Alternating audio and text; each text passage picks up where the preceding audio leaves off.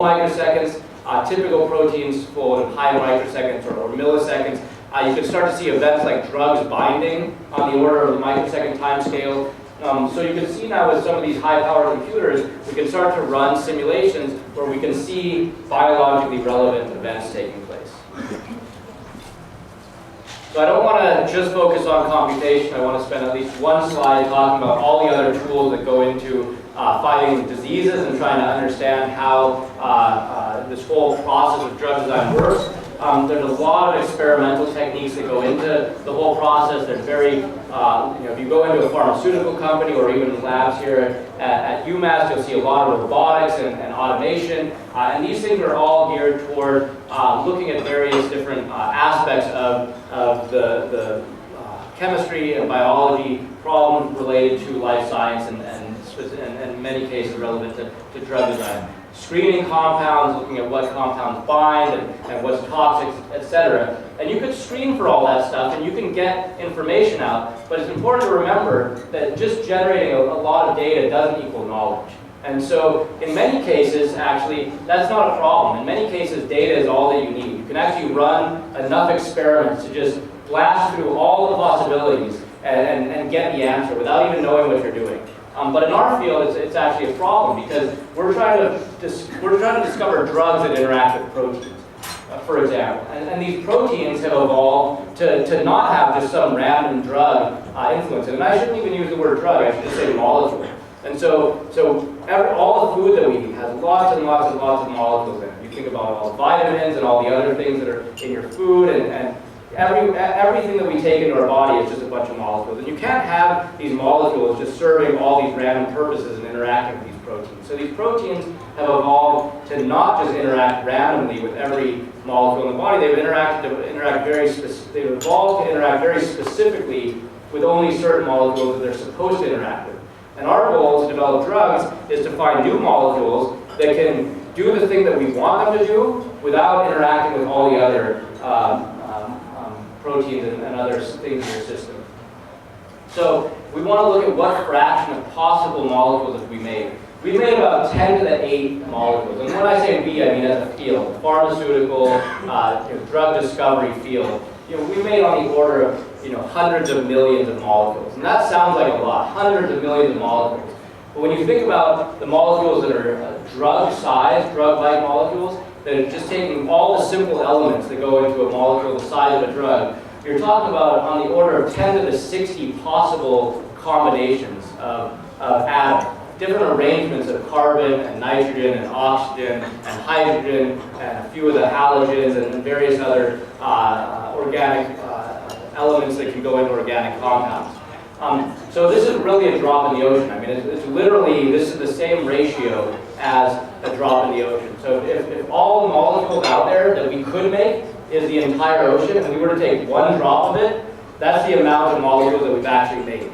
And so now you can understand that we can't just blast through every possible molecule and screen for the perfect drug. We actually have to have some understanding. We actually have to know the target that we're going after. We have to come up with some rational design ideas, and we have to try to make molecules where we don't have to survey this entire ocean, but we can maybe probe various different locations in the ocean, and once we get an idea of a good place to be, we can start to explore things more thoroughly, and we can go deeper and deeper and deeper. And we use protein structure and computers to do that. So we need a rational approach to design better drugs. So how can we do this? Well, back to what we talked about before, we use the basic laws of physics. We know that biological processes are governed by the basic laws of physics. And we might not understand all the complexities that go into these biological networks, but at the end of the day, physics still rules. So we can model these using algorithms, and that's a lot of what Schrodinger is working on. A lot of my work is trying to figure out how do you model these chemical and biological processes using computer algorithms. And then we start to take what's called a structure-based drug design approach. So once we work with crystallographers, and crystallographers have solved crystal structures, then we can start to take those crystal structures and try to apply these physics-based algorithms to mine them, to develop drugs. And then there's a lot of mining approaches as well. There's a lot of data that's out there already. So those 10 to the 8 molecules seem very small relative to the ocean, but there's still a lot of information that's in there. People People have run a lot of screens already. People have looked at a lot of targets, a lot of interactions, and generated a lot of properties. And we can use a lot of data mining type of approaches to try to learn from all that's out there. And finally, we can start to use these then to build hypotheses and gain insights. So we're trying to go beyond just screening a compound and getting a number out, or getting a molecule out. But we'd like to gain physical insights from these simulations. We'd like to try to understand the system better, and from that understanding, we'd like to build hypotheses, and from those hypotheses, we'd like to expand on our learning skills. So what are the basic laws of physics that we're using? Well, ideally, we'd like to use the Schrodinger equation. People may have seen this before. It looks very, very simple. I promise you it's not. And everything's hidden in this wave function here. And this can be a very, very complex thing. So you can only model maybe hundreds of atoms using a rigorous quantum mechanical approach. And so this is treating the nuclei and all the electrons at a relatively high level of theory, where you're really modeling the system correctly, I would say. But this is only a few hundred atoms, and those proteins that we're looking at are thousands of atoms. Yes, question? How can the E and the H both equal the same thing? I don't know, actually. It's an excellent question. That's too complicated for me. There's some people in the back of the room that can answer that question, but that's beyond me here. This guy over here on the side here is laughing. You should ask him. He's covering his face now. Ask him, yeah. Right there. That guy laughing, yeah. He writes this code for a living, yeah, so you can hound him after the class. Yeah, it's an excellent question. I took a whole bunch of graduate quantum mechanics class. I still don't understand how that H equals B.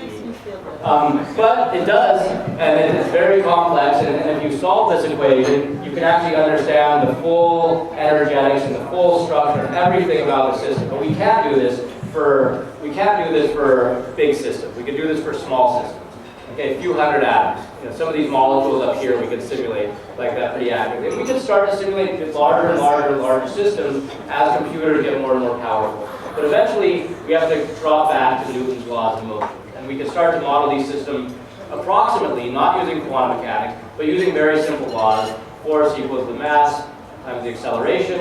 And we can start to then try to understand how to compute the forces on atoms by modeling the potential between these atoms. So up here I have a bunch of different molecules up here, and we can put together an approximation for how atoms that are bonded together interact with each other, how the bonded interactions work, how the non-bonded interactions work, what are the electrostatic forces and the van der Waals forces, and all the other forces that are involved in this process. And we put together all these equations that model the system, and then we can actually solve for the acceleration, because we know what the mass of all the atoms are in the system. So we compute the force on each atom of the system based on all the other atoms that are around the system. We divide by the mass of that atom, and that gives us an acceleration in a particular direction, where we then take a very, very small step to propagate the motion of that atom. And then we resolve this equation over and over and over for every atom in the system. And a typical system that we're simulating has about 25,000 atoms. Okay, so we take these 25,000 atoms. For each atom in the system, you compute all of these interactions of all of the other atoms in the system, and then you take this very, very, very tiny step, tiny step, sub-angstrom step. You take this tiny, tiny step, and the time scale is about a femtosecond, if people are familiar with femtoseconds. So we're taking a femtosecond time step. So we take a femtosecond time step based on these equations, and then we re-update the coordinates of everything. Then we recompute all of the forces on all the atoms, and then we take another femtosecond time step. And we do this again and again and again. We do this millions and billions of times until we get to the point where we can actually see a simulation of the molecules moving and interacting with each other. And we're running these simulations with all of the atoms of the protein and all of the waters that are around the protein. We typically don't model much more than all the waters that are there, because it starts to get extremely complex as the system gets bigger and bigger. But we typically model a protein or the system that you care about and a box of waters that are around it, and that tends to be our simulation set. Yeah, question in the back?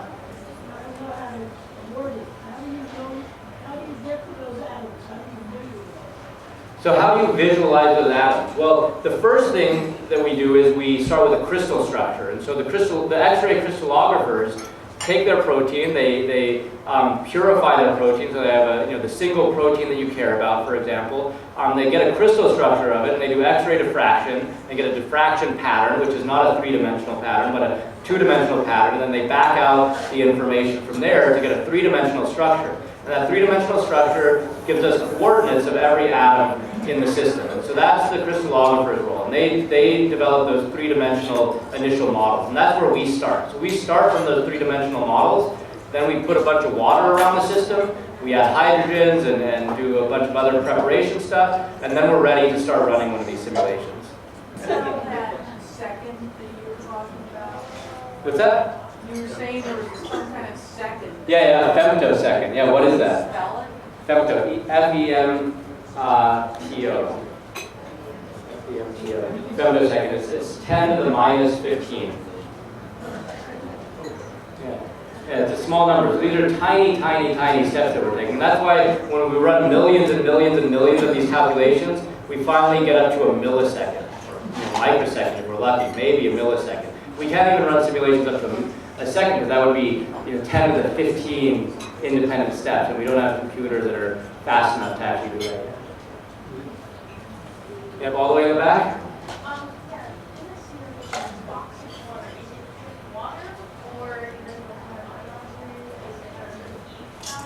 Yep, excellent question. So I mentioned a box of water, and that's the simplest view to think of it as just a pure box of water, but we actually do put ions in. We like to use physiological ionic concentration, so 0.145 molar. So we do put in ions to balance out the concentration to try to reproduce the physiological concentration of ions as much as possible. The pH of our water models is 7, so we're in the right range for pH. And one can add other things as well to the system. So if you know something, the more information you know about your system from the underlying biology and structural biology and all this, the more accurately you can input that information, the better a simulation and the more meaningful your simulations are going to be. Yep. Question in the back. One more question? Yeah, question in the back, yeah. Earlier you said you get the crystallographer to give you the... Not my crystallographer. A crystallographer. So your crystallographer give you the data, the structure of the protein. Yeah. So that's not the way the protein is structured in physiological conditions. Well, it's a very good question. So the question is basically, what do the crystal conditions do to the structure of the protein? And how does creating a crystal, very complex, a very condensed crystalline environment, what does that do to the three-dimensional structure and function of the protein, for example? So there are a lot of studies that have been done over the years that show that, in fact, the structures are quite relevant from crystal structures, and they've done this by comparing to solution phase structures, using NMR, for example, and other techniques. And in fact, the structures correspond very closely in most cases.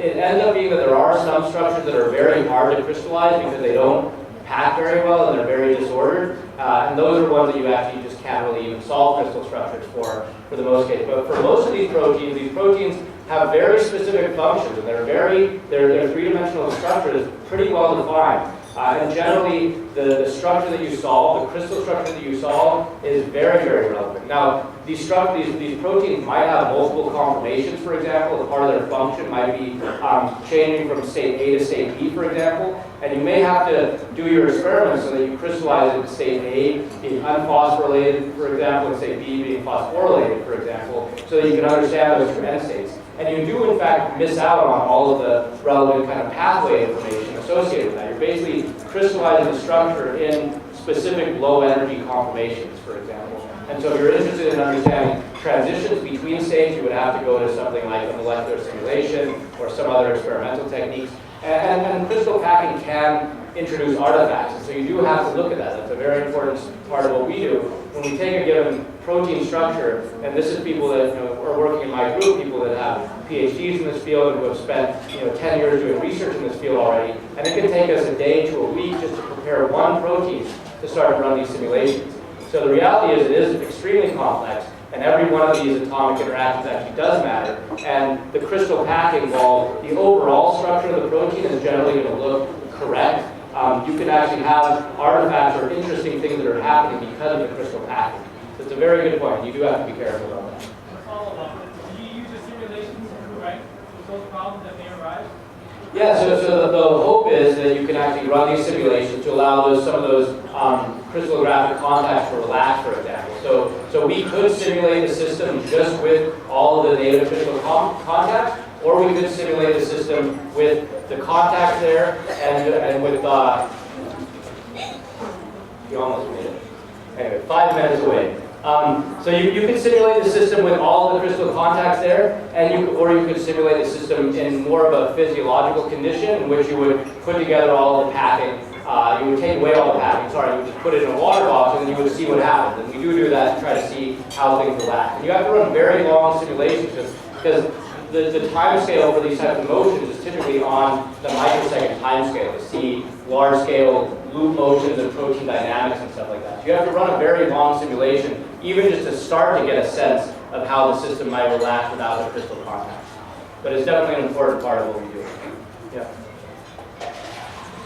All right, so now I'm just going to get into some of the movie part. So this is, I think we're doing pretty well on timing. So this is a simulation that we ran in collaboration with a company called Aileron, who is developing these stapled peptides, and Greg Verdine, who was a professor at Harvard in chemical biology. People may have heard of him. He's kind of the guy who started thinking originally about this idea of stapled peptides. And stapled peptides are peptides. They're small proteins. But without having a whole protein structure, a whole big three-dimensional protein structure to hold things in place, you could have these stapled peptides, for example, where they want to have a helical peptide, and these helical peptides can become, if you want to use them for a drug, for example, you want to have them in a very specific configuration.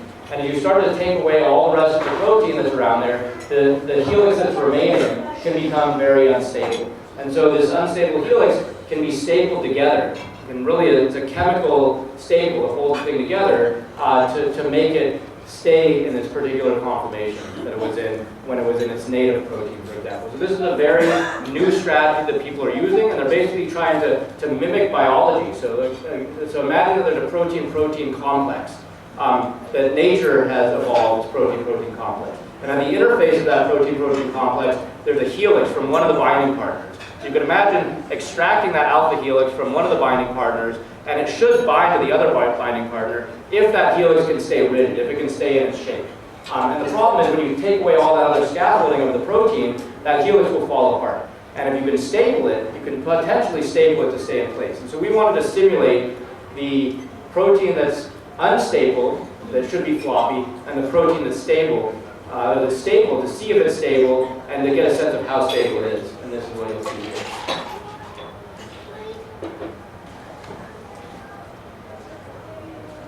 Great. All right, so this is on YouTube, and all these videos that I'm going to show you here are on the Chemist channel on YouTube, and so we put together a whole bunch of videos on YouTube. And this is a paper that we published a few years ago in collaboration with this company, Aileron. And we were looking at a particular target, MDM2, that's implicated in various cell proliferation and things like this. And then you don't have to read all the details here. And what we're going to show is we're going to show a simulation on the left of the stable peptide and the right of this so-called wild-type peptide. And you get a sense in all of these, again, these microsecond simulation. This is a 500 microsecond simulation that we're running here. And the main point that you can see here is this guy is flying all over the place, and this guy is very, very stable. You can see that all the backbone alpha helix is stable, and here's that staple here. So what they've done is they've chemically linked together two parts of this helix so that it stays in place. And you can see without that link, it flies all over. Now, in nature, this didn't fly all over the place, because it had a whole protein scaffolding it together, holding it together. But in order to make a drug, we have to start thinking about how can we mimic what's in nature and hold this thing in place to create the biological function. And here we see the wild type flopping all around. And what they found through crystallography and other approaches is there's three